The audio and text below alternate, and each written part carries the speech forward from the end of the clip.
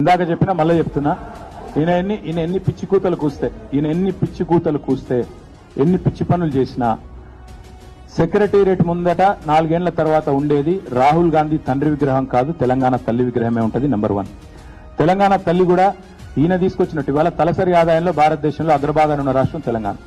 ఈ రాష్ట్రానికి తల్లి కూడా అంతే బ్రహ్మాండంగా ఒక ఆస్పిరేషనల్ చిహ్నంగా ఉండాలి, ఐకన్గా ఉండాలి.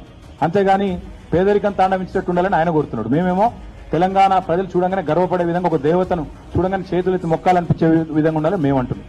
కాబట్టి ఆయన ఏం చేసుకున్నా జరగాల్సింది జరుగుతుంది. 4 ఏళ్ల తర్వాత మీకు చూస్తాం. ఇందాక చెప్పినా మళ్ళీ చెప్తున్నా, ఈయన ఎన్ని పిచ్చి కూతలు కూస్తే,